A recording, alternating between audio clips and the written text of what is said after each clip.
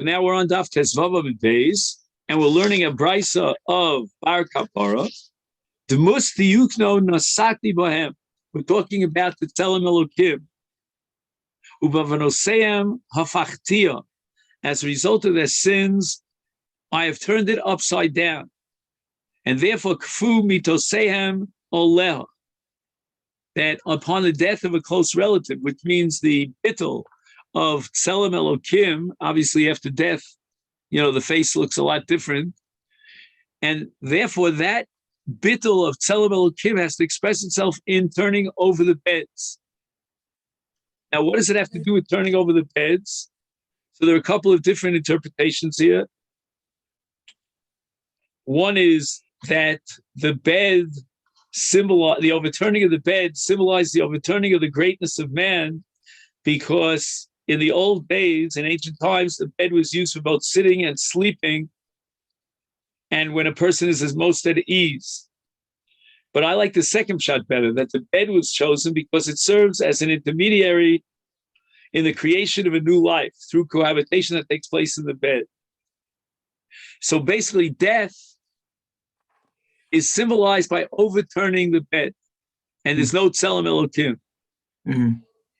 Our minig is to cover the mirrors. Right. Menuda umitzora, mayim b'kfiyas hamita. Teku. No answer. So again, if you take a look back at our chart, we have here overturning the bed. Because keep in mind, the last three on the chart are categories of kum v'aseh, whether it's hatifas harash, whether it's kfiyas hamita, or whether it's kriya. And in the case of menuda, as far as overturning the bed, both menuda and mitzora are unresolved. Take.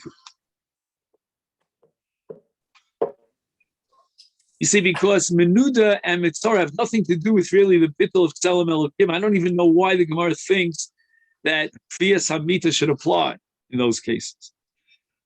Avel aser b'asiyas malacha. How do we know that an avel is enjoined from doing malacha during the 7 days of avelus t'chsiv?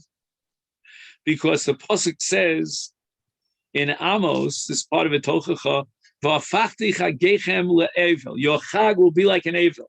So we have an equation between the chag and avelus. Ma chag aser b'malacha, af avel aser b'malacha. Menuda ma'u b'asiyas malacha is a menuda likewise enjoined from engaging in work. Omer of Huna, Omer of Yosef Tashma, and again we're going to have the same discussion back and forth. Sha'amru aser b'asiyas malacha lo amru el biyom. Aval b'layla mutar, v'chein atabotze b'menuda u'ba'avel. So we're talking now about a tainis tzibra. During a tainis tzibra, there's an iser malacha, but it's only during the day and not at night. And the same halacha applies to menuda and avel.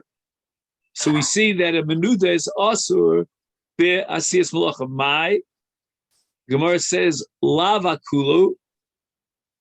Don't we assume that when it says in the brisa, Kimenuda b'menuda v'avel, v'chein b'menuda v'avel akulo, it's referring to all the dinim discussed in the brisa, including the enjoining from work. So according to the brisa, menuda is enjoined from doing work. Lo, hasha'ara. We had this word hasha'ara before, and he says that it might refer to atifas harash, but not to isa malach. Tashma menuda shona v'shonim lo. Right, he's allowed to learn and he's allowed to teach. And his karm lo. He could be hired and he could hire others. Shmamida. We see that he's allowed to work because he's allowed to be hired. So the final conclusion then is that a menuda is allowed to work. Let's just see if we have that checked off in our working. Menuda is permitted. What about a mitzora? Mitzora, ma'u b'asiyas malacha teku, it's unresolved. Again, this is another reflection of the fact that a mitzora is more chamor than a menuda. Avel aser b'chita, How do we know that an oval is enjoined from bathing? Tichsiv al tasuchi shemen, to not anoint yourself with oil. That was the pasuk that we had before when Yoav was trying to get this woman to look like an ovel. Is rechita b'chlal sicha. We have a principle that rechita is another form of sicha. In the case of sicha, it goes into the body. In the case of rechita, it remains outside the body, but they're both considered one isur. So therefore, an ovel is also rechita. Menuda ma'u b'mechita is berechita, is a menuda enjoined from bathing. Just 1 second. Yeah. Omer Rav Yosef, Toshma, Sha'amru asu berechita, la'amru ela kol gufo. He's not allowed to immerse his entire body in water. If he's only washing his face, his hands, and his feet, then mutter. So it seems almost explicitly from this brisa that a menuda is also berechita. So the Gemara says, "My lava kululo ashara."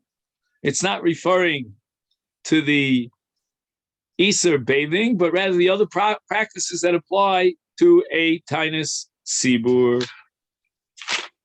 And again, he's talking about atifas harosh. Mitzora, ma'u berechitza teku. Again, if we check out our fabulous chart over here, and he's talking about bathing, an ovel is forbidden, a menuda is permitted, and a mitzora is unresolved, again reflecting the chumrah of mitzora over menuda. Ovel also benilas a sandal.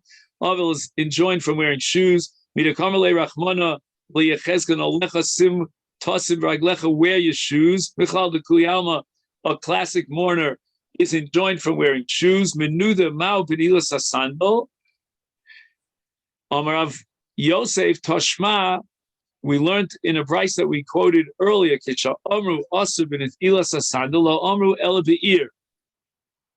Only when you enter into the city, you have to take off your shoes. Aval b'derech, when you're on the road traveling from one city to the other outside the city, then you're allowed mutter to wear shoes. Ha ketzad yatzal l'derech noah. When he goes out of the city, on a trip, on a travel, he puts on his shoes. Nichlas l'ir, he comes back into the city. Choletz, he takes off his shoes. Mechenak hamotze b'menuda u'ba'avel, my life, akulu. So all the laws that are mentioned in this brisa,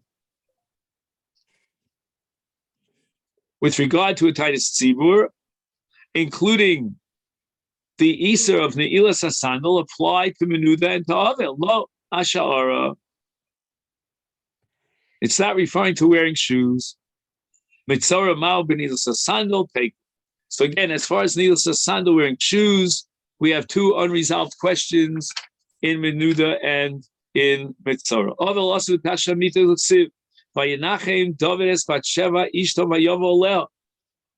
In other words, after the period of avelus for the loss of the son had terminated, then he had an intimate relation with her. Mechlal, we can derive from this a meikara, meaning during the avelus itself, also menuda ma'u b'tashamita.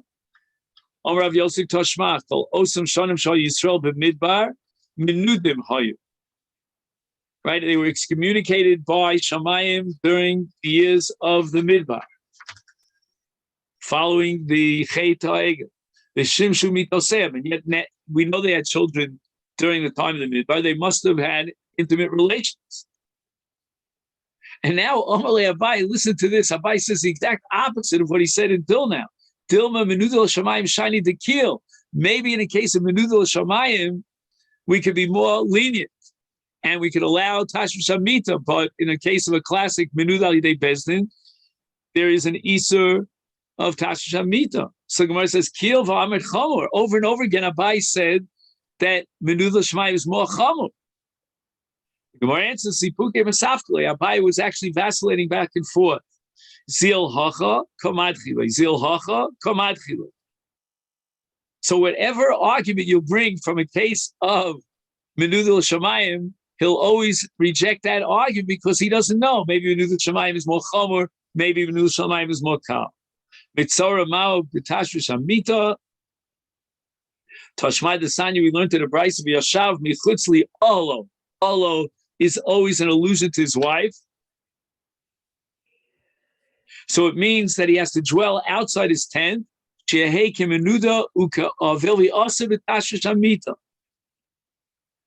it's about as explicit as you can get that a mitzora is enjoined from Tashish Hamita.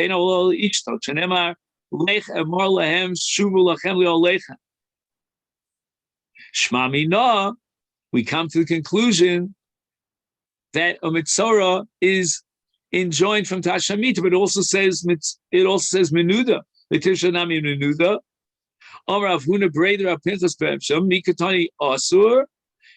doesn't say she asur with a shin. Sheyehe menuda ka'avil. But b'mili achronisa the asur v'tashamita, and in the case of a mitzora, he's asur v'tashamita, but that doesn't prove anything about menuda. So if we go back to our chart, marital relations is an avil is forbidden, and a mitzora is forbidden, and a menuda is taken, is unresolved. So again, we see that mitzora is more chomer than menuda as far as the Isur Tashish Hamita is concerned. Avil eino mishalech karbanosov. When a person is avil, he cannot send a carbon with a shliach to the Beis Hamikdash. The Sanya of Shimon Omer shlomit. When can you bring a carbon? That's only shlomit. Bisman shehu sholeh. When he's in a state of simcha. The lo bisman shehu onein, but not in a state of mourning. Menuda ma'u shishaleh karbonosov. The Beis Hamikdash, can he send his karbonos with a shliach to the Mikdash? Rav Yosef Tashma kol osem chonim chol Yisrael b'midbar menudim hayu v'shilchu karbonoseach. During these years that Bnei Yisrael were in the Midbar, they were menudim, and yet they sent their karbonos. You see that menudim is allowed to send this carbon. Amar le'abaye v'dilma menudim shemaim chayni tekil. Maybe we're more lenient in the case of menudim shemayim, but in a real classic menudim bebezdin, he's not allowed to send his karbonos to the Beis Hamikdash. Kil v'amet chomer. You yourself, Abaye, always said is chomer. Sepukle mesafkile umadchile, and Abaye is vacillating back and forth about the status of Menudel Shamayim, whether it's more chomer or more kal. Mitzora ma'ushi yishlach karbonosov. Can a mitzora send his karbonos with an agent? Toshma desanya v'achrei taraso achar prishaso min ames shivas yomim yispru lo elu shivas yimei sfiro ubeyom bo'o el hakodesh el hachotza pnimis l'shoris hakodesh Yakriv Karbonosov. And here on the top of Daf Tezayin, it says Zu Asiris Ha'efa Shalom Divrei Rabbi Yehuda, Rabbi Shimon Omer, Bebo Yakriv, Bisman Sheroy Labia Roy Lahakriv, Bisman Shena Roy Labia, Eno Roy Lahakriv. You see that a mitzora who's not allowed to enter into the Beis Hamikdash cannot send his karbonos with a shliach. And again, if we check our famous chart over here, we have sending sacrifices both in Avel and in Mitzvah it's forbidden, but in the case of Menuda, it's unreasonable. So this is where we're going to stop for today. Thank you so much. And if I don't see you before Shabbos, have a Shabbat Shalom. Yes, you as well. Stay dry. Thank you. Thank you.